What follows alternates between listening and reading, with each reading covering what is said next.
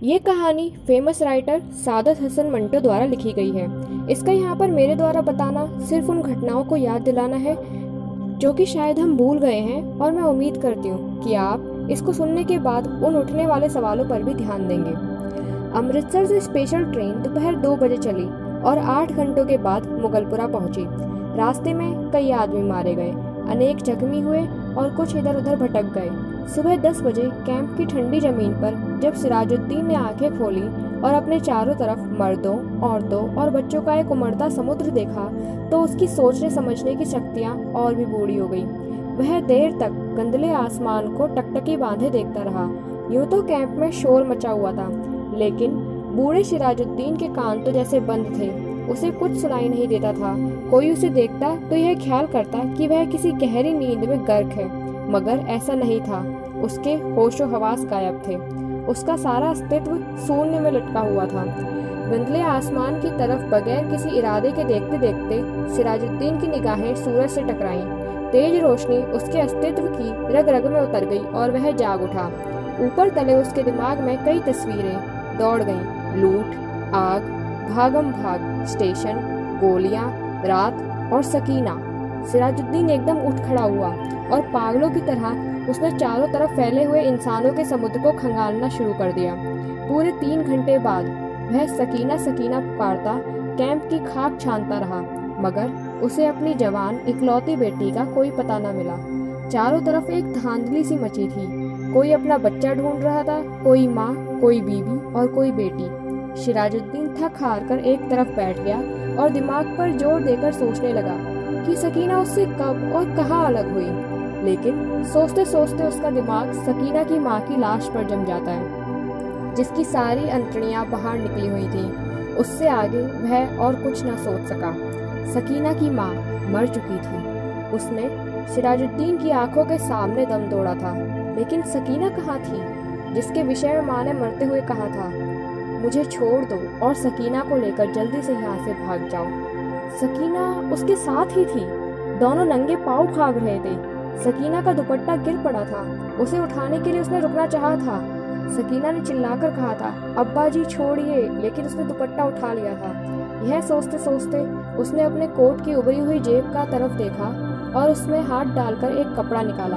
हाँ, ये सकीना का वही दुपट्टा था, लेकिन सकीना कहाँ थी?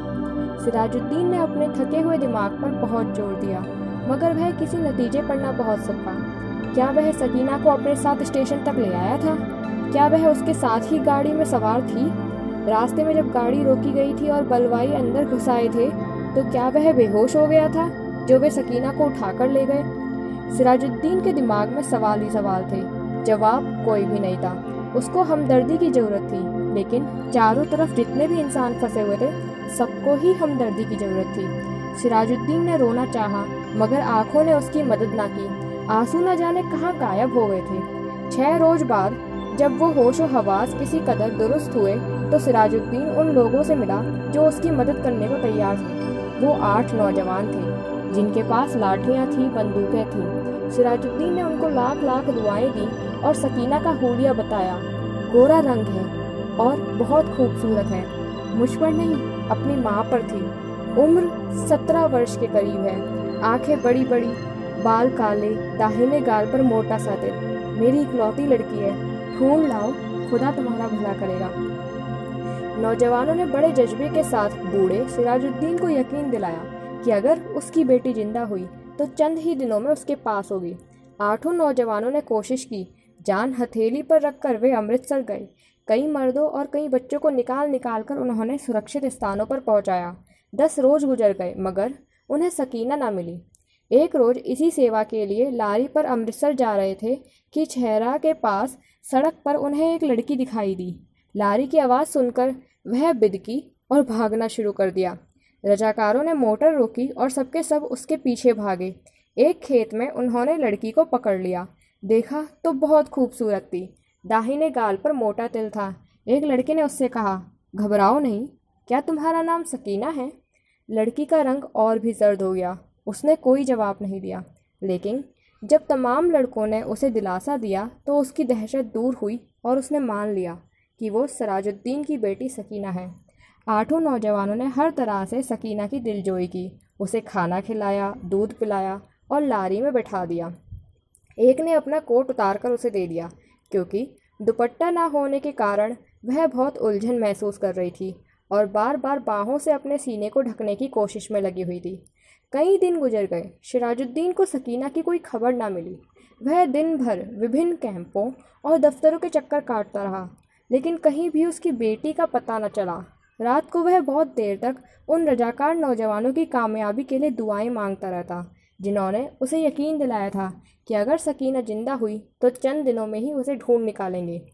एक रोज़ सिराजुद्दीन ने कैंप में उन नौजवान को देखा। लारी में बैठे थे। सिराजुद्दीन भागा भागा उनके पास गया। लारी चलने ही वाली थी कि उसने पूछा, बेटा, मेरी सकीना का पता चला? सबने एक जवाब होकर कहा, चल जाएगा चल जाएगा, और लारी चला दी। सिराजुद्दीन ने एक बार फिर उन नौजवानों की कामयाबी की दुआ मांगी और उसका जी किसी कदर हल्का हो गया। शाम को करीब कैंप में जहाँ सिराजुद्दीन बैठा था, उसके पास ही कुछ हलचल सी हुई। 4 आदमी कुछ उठाकर ला रहे थे। उसने मालूम किया तो पता चला कि एक लड़की रेलवे लाइन के पास बेहोश पड़ी थी। लोग उसे उठाकर लाए हैं। सिराजुद्दीन उनके पीछे हो गया। लोगों ने लड़की को अस्पताल वालों के सुपुर्द किया और चले गए। कुछ देर वह ऐसे ही अस्पताल के बाहर गड़े हुए लकड़ी के खंभे के साथ लगकर खड़ा रहा, फिर धीरे धीरे अंदर चला गया। कमरे में कोई नहीं था। एक स्ट्रेचर था जिस पर एक लाश पड़ी थी। सिराजुद्दीन छोटे छोटे कदम उठाता उसकी तरफ बढ़ा। कमरे में अचानक रोशनी हुई। सिराजुद्दीन ने लाश के जर्द चेहरे पर चमकता हुआ तिल देखा और चिल्लाया, सकीना! डॉक्टर, जिसने कमरे में रोशनी की थी, ने सिराजुद्दीन से पूछा, क्या है? सिराजुद्दीन ने के हलक से सिर्फ इस कदर निकला, सका जी मैं इसका बाप हूँ। डॉक्टर ने स्ट्रेचर पर पड़ी हुई लाश की नब्ज टटोली और सिराजुद्दीन से कहा, जल्दी खिड़की खोल दो, सारी खिड़कियाँ खोल दो। सकीना के मुर्दा जिस्म में एकदम से जुम्बिश हुई। बेजान हाथों से उसने इजारबंद खोला और अपनी सलवार नीचे सरका दी। बूढ़ा सिराजुद्दीन खुशी से चिल्लाया, जिंदा है, मेरी बेटी जिंदा है। डॉक्टर के खिड़की खोल दो कहने पर सकीना ने अपनी आखिरी सांसों के लिए लड़ते समय भी जो हरकत दिखाई थी, उससे डॉक्टर ने अपने कदम पीछे खींच लिए और उसका पूरा शरीर ठंडा पड़ गया। आज सकीना की जो हालत हुई थी वो उसके अपने ही देश में अपने ही कौम के लोगों ने करी थी, और ऐसे ना जाने कितनी सकीना प्रियंका इन दंगों की आग में झुलस जाती हैं, जहाँ पर उनके सिर्फ तन को ही नहीं बल्कि मन को भी इतना गहरा सदमा लगता है कि वो सकीना जैसी हालत में पहुँच जाती हैं। सवाल ये है कि कौन होते हैं ऐसे हत्यारे? क्या ये कहीं बाहर से आते हैं या फिर हर पल हर समय हम सबके बीच ही रहते हैं और ऐसे मौक़ों पर फ़ायदा उठाते हैं? सवाल ये है कि कब तक हर लड़ाई, हर नफ़रत, हर मुद्दा ऐसी ही ना जाने कितनी औरतों के जिस्म से होकर गुजरेगा। और सबसे बड़ी बात तो यह है कि ना ये जुल्म नए हैं और ना ही ये सवाल। शायद हमारे पास इन सवालों के जवाब भी होंगे। अगर कुछ नहीं है तो इनको ख़त्म करने का रास्ता।